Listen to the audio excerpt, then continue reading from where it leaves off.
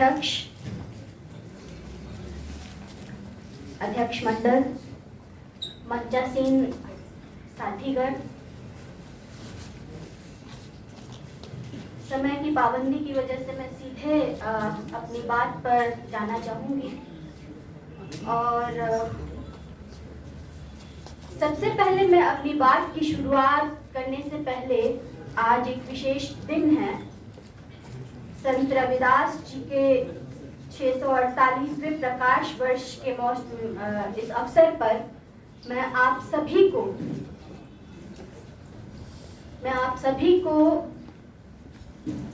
बधाई देना चाहती हूँ कि संत रविदास जी के उस सपने को साकार करने के लिए आज इतने सारे लोग भिन्न भिन्न जगहों से, अलग अलग विभागों से, अलग अलग समुदायों से, अलग अलग आंदोलनों के साथ ही एकजुट होकर के अपने पुरखे और अपने जो हमारे नायक हैं उनको याद करते हुए और उनके सपने को भी साकार करते हुए, शायद उन्हीं के बेगमपुरा के विमर्श को, उन्हीं के बेगमपुरा के सपने को लेकर संजोए हुए आज हम इस विचार विमर्श में भी शामिल हैं। क्योंकि हम चाहते हैं कि जात पात का अंत हो, हम चाहते हैं कि गरीबी अमीरी का खात्मा हो, हम चाहते हैं कि हर इंसान को इंसान की तरह ट्रीट किया जाए, हम चाहते हैं कि महिलाओं को उनका हक मिले, अधिकार मिले, हम चाहते हैं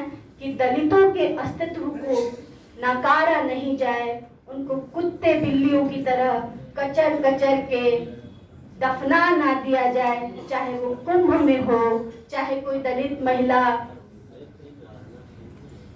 किसी तरीके से दबोच के मुजफ्फरपुर में जिस तरीके से उसको अगवा करके, रेप करके, उसके शरीर के टुकड़े टुकड़े करके और साथ के तालाब में डाल दिया जाता है। क्योंकि नवीन सर जो विवाद पत्रकार हैं, उन्होंने बहुत ही तफ्तीश से अपनी बात को गंभीरता से रखा। लेकिन सर, बात तो ये है कि यहाँ महिलाओं के अस्तित्व पर ही सवाल है। महिलाओं को देश की सरकार न केवल मजबूर समझती है, न केवल उनकी मजदूरी, न केवल उनके अस्तित्व, न केवल उनके अधिकारों को नकारती है, बल्कि पूरी तरीके से उनके तमाम तरह के मानव अधिकारों से भी उनको वंचित करना चाह रही है। और मैं ये बात बहुत ही ईमानदारी और बहुत ही रिस्पॉन्सिबिलिटी के साथ कह रही हूँ, क्योंकि जिस तरीके से पटना शेल्टर होम में बच्चियों की हत्या हुई, इंस्टीट्यूशनल मर्डर हम इसको मानते हैं, जिस तरीके से मुजफ्फरपुर शेल्टर होम में बच्चियों के साथ बलात्कार करके, उनको काट के, उनकी बोटी बोटी को दफना दिया गया और उनके हड्डियों तक का पता नहीं लगा, ऐसी व्यवस्था से हम क्या भरोसा रख सकते हैं? ऐसी व्यवस्था से हम कैसे न्याय की अपेक्षा भी कर सकते हैं? आज जो महिलाएं हैं, घरेलू कामगार महिलाएं हों, रेडी खोमचे पे काम करने वाली महिलाएं हों, खेतों में काम करने वाली महिलाएं हों, या फिर फिल्म इंडस्ट्री में काम करने वाली महिलाएं हों, यदि उनके श्रम का महत्व इस देश की सत्ता और सरकारें समझती, तो शायद उनको अभी तक बराबरी का हक और बराबरी का मेहनताना मिलना चाहिए था। लेकिन आज जो हमारे बिहार में परिस्थिति बनी है, उसमें पूरी व्यवस्था, पूरे हेल्थ सिस्टम को चलाने वाली हमारी जो स्कीम वर्कर्स हैं, उनको 50 रुपए मेहनताने के रूप में दे करके उनके प्रति हास्यास्पद व्यवस्था प्रतीत होती नजर आ रही है। उनका मजाक उड़ा रहे हैं, उनके श्रम का मजाक उड़ा रहे हैं, उनको बंधुआ समझ लिया है और उनसे बेगारी खटवा रहे हैं। ये बात तमाम लोग और सारे आंकड़े चीख चीख करके बोल रहे हैं कि उनके श्रम का हिसाब कब मिलेगा, उनको न्याय कब मिलेगा। और ऐसी परिस्थिति जब हम और आप इस विमर्श को कर रहे हैं, तो सच में यदि नारी समाज, यदि महिलाएं, यदि श्रमिक वर्ग, यदि वो तमाम महिलाएं जो घरों में काम करती हैं, खेतों में काम करती हैं, वो अपने श्रम का इतिहास, अपने श्रम का हिसाब मांगने लगे, तो मानव इतिहास की सबसे बड़ी चोरी पकड़ी जाएगी, सबसे बड़ी चोरी पकड़ी जाएगी। उसका हिसाब देने लायक कोई नहीं रहेगा। साथियों, आज महिलाओं की स्थिति है क्या? मिड डे मील वर्कर्स को 50 रुपए प्रतिदिन, वाह क्या हास्यास्पद बात है, क्या मजदूरी है। इसके लिए तो आपको गैलेंट्री अवार्ड देना चाहिए। राज्य में 63% महिलाएं बिहार में जो है वो अनीमिया की पीड़ित है, और पता चल रहा है कि आयुष्मान भारत जो है, महान आयुष्मान भारत, पूरे देश में इसका कवर नेटवर्क जो है फैल चुका है। महिलाओं के खिलाफ अत्याचार के मामलों में एनसीआरबी के डेटा कह रहे हैं, हम नहीं कह रहे, उनके रिपोर्टिंग में 16.8% की बढ़ोतरी हुई है। ये कौन सा न्याय है महिलाओं के साथ? खासकर दलित महिलाओं की यदि हम बात करें तो उनके खिलाफ बलात्कार की घटनाओं में तो लगातार वृद्धि हुई है।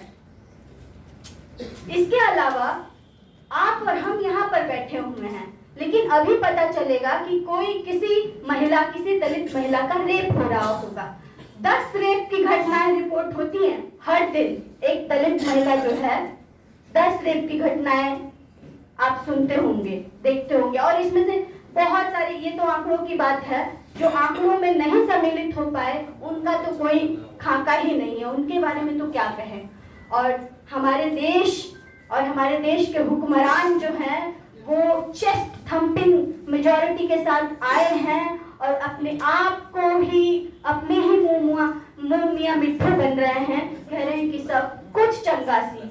चाहे वो दिल्ली में किसान धरने पर हों, सारे बॉर्डर को घेर कर रखे हों, चाहे वो बेरोजगार बीपीएससी के छात्र बीपीएससी के समक्ष अपना धरना प्रदर्शन कर रहे हों, चाहे वो यूपी में तमाम तरह के रोजगार अपने धरने पर हों, किसी के प्रति कोई सुनवाई नहीं है, सब झूठा है। सिर्फ और सिर्फ हमारी सत्ता और हमारे मीडिया चैनल्स जो हैं वो सबसे सच्चे हैं, उनके सामने कोई सवाल जो है उठा नहीं सकता है।